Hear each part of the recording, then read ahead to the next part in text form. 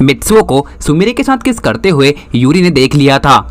ये देखते ही यूरी बहुत ज्यादा गुस्से में आ जाती है। वो कहती है what the hell are you guys doing. गुस्से के चलते उसका चेहरा पूरी तरह लाल पड़ चुका था। वो अपने दांतों को टीस करते हुए मित्सुओ के पास आने लगती है।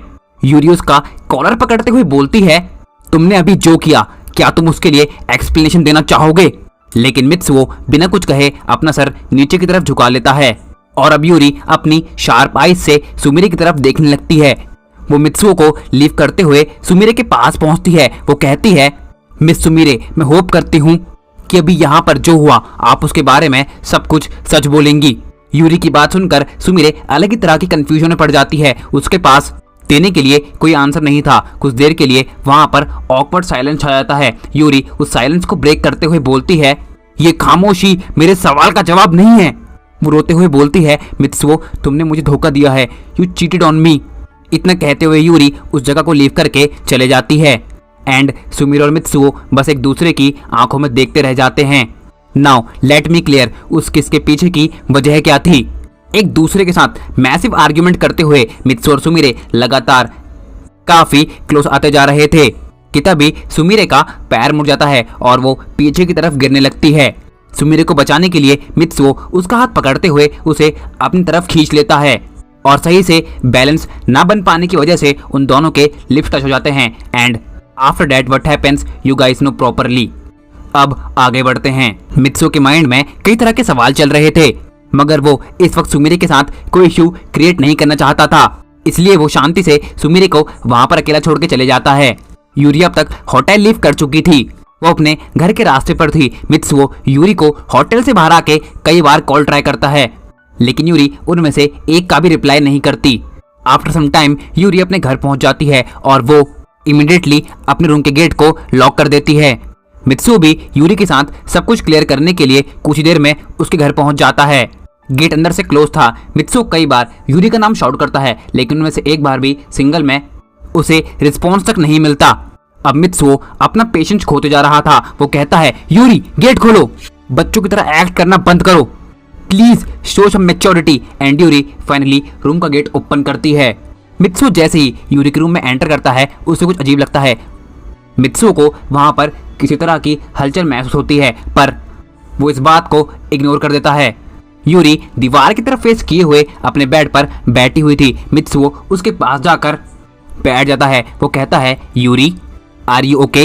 यूरी बोलती है तुमने होटल में मेरी आंखों के सामने जो किया उसके बाद तुम ये बोल भी कैसे सकते हो। यूरी प्लीज मुझे एक बार अपना साइड रखने का मौका तो दो।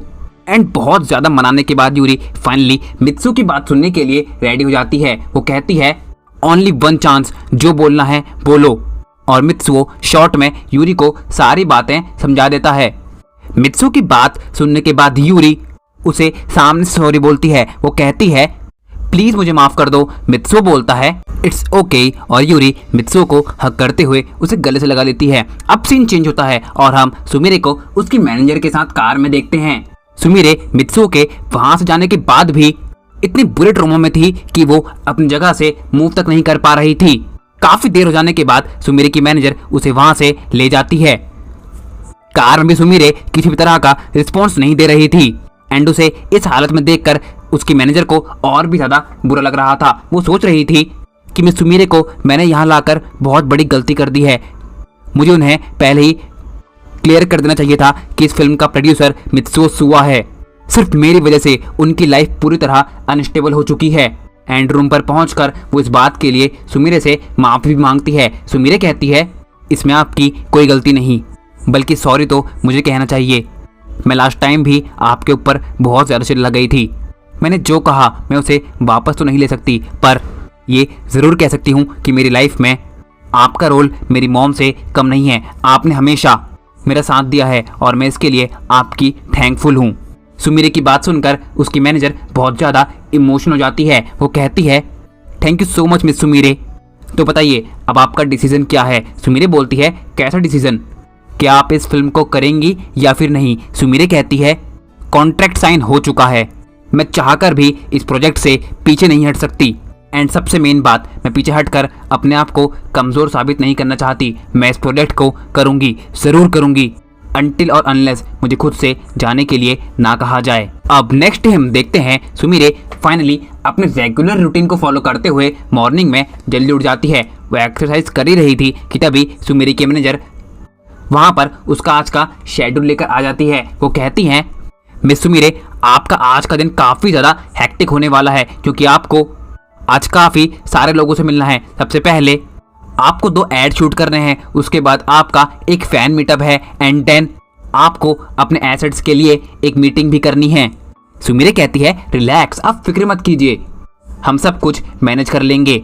और यार as we all know Sumire की स्माइल काफ़ी ज़्यादा कूल एंड कन्विंसिंग होती है और सुमीरे की मैनेजर उसे रेडी होने के लिए कहकर वहाँ से चले जाती है एंड सुमीरे जल्दी से फ्रेश होने के लिए वॉशरूम में चले जाती है। वो विदिन 30 मिनट्स में रेडी होकर अपने रूम से बाहर आ जाती है। सुमीरे की मैनेजर कहती है, चलिए अपना आज का काम स्टार्ट करते हैं और वो कार में बैठते हुए अपने डेस्टिनेशन के लिए निकल जाते हैं। सुमीरे के पहले 2 एड शूट्स काफ़ी ज़्यादा फैंटास्टिक रहते हैं। उस एड के डायरेक्टर्स सुमीरे के एक्ट से काफ़ी ज़्यादा इम्प्रेस होते हैं और वो सुमीरे की बहुत तारीफ करते हैं। सुमीरे का फ़ैन मीटअप तो इतना शानदार रहता है कि वहाँ पर फैंस की बाढ़ से आ जाती है। सभी सिक्योरिटी मेजर्स पूरी तरह फेल हो जाते हैं। सुमीरे स्टेज तक नहीं पहुँच पाती और उसे फैंस के बीच में से ही उन्हें कैरी ऑन करना पड़ता है। इसके बाद सुमीरे की अपने एसेट्स को लेकर मीटिंग भी काफ़ी अच्छी जाती है और वो अपने सारे इश्यूज़ को रिजॉल्व कर लेती है। इन शॉर्ट बोले तो एक परफेक्ट डे। सुमीरे अपनी मैनेजर के साथ बात करते हुए होटल की तरफ जा ही रही थी कि तभी सुमीरे की मैनेजर को मिस्टर मीनामोटो का एक अर्जेंट कॉल आता है और वो एक रिक्वेस्ट करते हुए कॉल कट कर देते हैं। सुमीरे कहती है, किसका कॉल था? सुमीरे की मैनेजर बोलती है, मिस्टर मीनामोटो का। सुमीरे कॉल करने का रीज़न पूछती है और मैनेजर मिस्टर मीनामोटो की बोली हुई एक एक बात सुमीरे को बता देती है। सुमीरे कहती है, मैं ये नहीं कर सकती, आप उन्हें मना कर दीजिए। सुमीरे की मैनेजर बोलती है, मिस सुमीरे समझने की कोशिश कीजिए, आपको स्पेशली इनवाइट किया गया है, अगर आप मना करेंगी तो ये ठीक नहीं रहेगा, प्लीज़ थोड़ा प्रोफेशनली एक्ट कीजिए। लेकिन आप समझने की कोशिश कीजिए, वहाँ पर मित्सुओ भी होगा और मैं बार बार मित्सुओ को फेस नहीं कर सकती। सुमीरे की मैनेजर उसे कन्विंस करने का बहुत ट्राई करती है लेकिन सुमीरे जाने के लिए बिल्कुल भी मान नहीं रही थी। आखिर बात क्या है, तो लेट मी एक्सप्लेन। सुमीरे की मैनेजर को मिस्टर मीनामोटो ने कॉल करके बताया था कि मिस सुमीरे को आज एक पार्टी में आना है और उन्हें आना ही होगा क्योंकि उनके पास कोई ऑप्शन नहीं है, क्योंकि उन्हें फिल्म के एक और प्रोड्यूसर की तरफ से स्पेशल इनविटेशन दिया गया है क्योंकि आज उनकी डॉटर का बर्थडे है और वो इस दिन को बहुत खास बनाना चाहते हैं क्योंकि उनकी डॉटर मिस सुमीरे की बहुत बड़ी फ़ैन है। एंड फाइनली सिर्फ उस छोटी बच्ची के लिए सुमीरे उस पार्टी में जाने के लिए हाँ कर देती है। सुमीरे जल्दी से रेडी होकर फिक्स टाइम पे पार्टी में पहुंच जाती है। सुमीरे को वहां देखकर सभी बच्चे बहुत खुश होते हैं और सारे गेस्ट्स भी सुमीरे का ऑटोग्राफ लेने लगते हैं। अब तक सुमीरे को अपने इस डिसीजन पर रिग्रेट हो रहा था पर अब वो यहाँ पर इंजॉय कर रही थी। उसका माइंड फिर से ट्रैक पर आ रहा था और सुमीरे को इतना खुश देखकर मैनेजर भी स्माइल कर रही थी। लेकिन तभी वहाँ पर मित्सुओ यूरी के साथ एंटर करता है एंड सुमीरे जैसे ही मित्सुओ को देखती है उसका मूड फिर से ऑफ हो जाता है। वो कहती है, आप सभी वेट कीजिए, मैं अभी आती हूँ, और वो बच्चों को छोड़कर बाहर की तरफ निकल जाती है। पार्टी नॉर्मली गो थ्रू कर रही थी लेकिन सभी सुमीरे का इंतजार कर रहे थे पर यार हमारी सुमीरे अंदर आने के लिए हिम्मत नहीं ला पा रही थी क्योंकि वहाँ पर मित्सुओ मौजूद है और वो मित्सुओ को फेस नहीं करना चाहती। लेकिन यार इस पार्टी का मेन अट्रैक्शन ही सुमीरे है और अगर सुमीरे वहाँ मौजूद नहीं होगी तो पार्टी फीकी पड़ जाएगी। इसलिए वो प्रोड्यूसर सुमीरे की मैनेजर को उन्हें अंदर लाने के लिए कहते हैं और मैनेजर सुमीरे से बात करने के बाद उसे कन्विंस करते हुए अंदर ले आती है और सुमीरे फिर से अपनी फेक स्माइल के साथ सबको एंटरटेन करने लगती है। इस पार्टी में सभी को मजा आ रहा था सिवाय 2 लोगों के, पहली हमारी सुमीरे और दूसरा उसका क्यूट सा आशिक मित्सुओ। सुमीरे भी मित्सुओ से अपनी नज़रें छुपा रही थी क्योंकि वो जानती थी कि अगर उसने एक बार भी मित्सुओ की आंखों में देख लिया तो वो फिर से उसे ट्रॉमा में फंस जाएगी। पर यार ये ट्रॉमा है क्या? ये ट्रॉमा है लव का, ये ट्रॉमा है रिग्रेट का, ये ट्रॉमा है मित्सुओ को फिर से पाने का। आफ्टर सम टाइम पार्टी का होस्ट स्टेज पर आता है और वो कहता है हम एक गेम खेलेंगे जिसमें कपल्स पार्टिसिपेट कर सकते हैं क्योंकि आपके बच्चे तो मजे कर ही रहे हैं, तो पेरेंट्स क्यों नहीं। और ये सुनकर सभी लोग बहुत जोर से ताली बजाने लगते हैं। काफ़ी कपल्स पार्टिसिपेट करने के लिए आगे आते हैं। सभी बच्चे सुमीरे को भी पार्टिसिपेट करने के लिए कहते हैं। सुमीरे बोलती है मेरे साथ यहाँ कोई नहीं तो मैं पक्का पार्टिसिपेट करती। कि तभी मिस्टर मिनामोटो मित्सुओ से कहते हैं सर क्या आप पार्टिसिपेट करने वाले हैं। मित्सुओ यूरी को इम्प्रेस करने के लिए कहता है हाँ क्यों नहीं, और वो यूरी को अपने साथ चलने के लिए कहता है। पर यूरी इस गेम को चाइल्डिश बोलते हुए कुछ और लेडीज के साथ कार्ड्स खेलने के लिए साइड हो जाती है। कि तभी मिस्टर मिनामोटो सुमीरे और मित्सुओ को एक साथ पार्टिसिपेट करने के लिए कहते हैं। सुमीरे बोलती है लेकिन इस गेम में सिर्फ कपल्स पार्टिसिपेट कर सकते हैं। सुमीरे की ये बात स्टेज पर खड़ा होस्ट सुन लेता है। वो कहता है ये सिर्फ एक गेम है और कौन सा, इस गेम में पार्टिसिपेट करने से आप दोनों कपल बन जाएंगे, प्लीज़ आइए और हमें ज्वाइन कीजिए। और सभी लोगों के बहुत ज़्यादा प्रेस करने की वजह से सुमीरे और मित्सुओ को हाँ करना ही पड़ता है। अब गेम स्टार्ट होता है। गेम लिटरली बहुत टफ था। ये गेम लगभग 45 मिनट तक चलता है एंड फाइनल राउंड में 4 कपल्स पहुंचते हैं जिसमें से लकीली सुमीरे और मित्सुओ भी एक होते हैं। धीरे धीरे वो दोनों फाइनल में अपनी जगह बना लेते हैं। अब एक फाइनल राउंड था जिसमें एक lucky number inspired from the movie परदेस वाला ही गेम था। वो नंबर जैसे ही मैच होगा वही कपल आज का विनर बन जाएगा एंड पहले कपल का नंबर मैच नहीं हो पाता।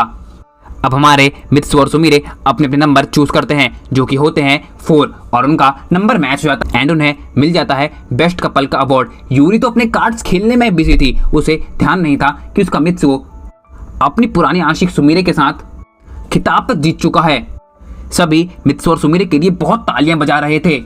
न जाने क्यों सुमीरे को ये अवार्ड जीतने के बाद अंदर से एक अजीब तरह का इनर पीस मिल रहा था। वो मित्सुओ को अवार्ड हैंड ओवर करते हुए पार्टी से फिर से बाहर निकल जाती है। वो नीचे बालकनी की तरफ देख ही रही थी कि तभी कोई पीछे से आकर सुमीरे के कंधे पर नॉक करता है। सुमीरे जैसे ही पीछे की तरफ देखती है वो उसका मुंह बंद करते हुए उसे सो गाइज आई नो आप मेरे लिए काफ़ी टाइम से वेट कर रहे हैं and I am so sorry मैंने आपको इस वीडियो के लिए इतना वेट करवाया, बट इसके बाद से मैं ट्राई करूंगा कि आपको सभी वीडियोस टाइम पर मिले। तो गाइस इसी के साथ एंड करते हैं हम आज के हमारे इस पार्ट को। आई होप कि आप सभी लोगों को बहुत ज़्यादा पसंद आया होगा। पसंद आया हो तो यार ज़रूर से लाइक कर देना, चैनल पे नए आए हो तो यार सब्सक्राइब कर देना, कमेंट करके ज़रूर से बताना आप सभी लोगों को वीडियो कैसा लगा है। नोटिफिकेशन बेल को ज़रूर से प्रेस कर देना ताकि आप सभी लोगों को चैनल के आने वाले वीडियोस की नोटिफिकेशन सबसे पहले मिल सके। और यार चाहो तो अपने भाई को इंस्टाग्राम पर भी फॉलो कर लेना, आईडी का लिंक आप सभी लोगों को डिस्क्रिप्शन बॉक्स के अंदर मिल जाएगा। तो यार मैं मिलता हूँ आपको किसी और वीडियो में ऐसे ही शानदार कंटेंट के साथ। तब तक के लिए stay tune with channel my dear hearted. Sayonara.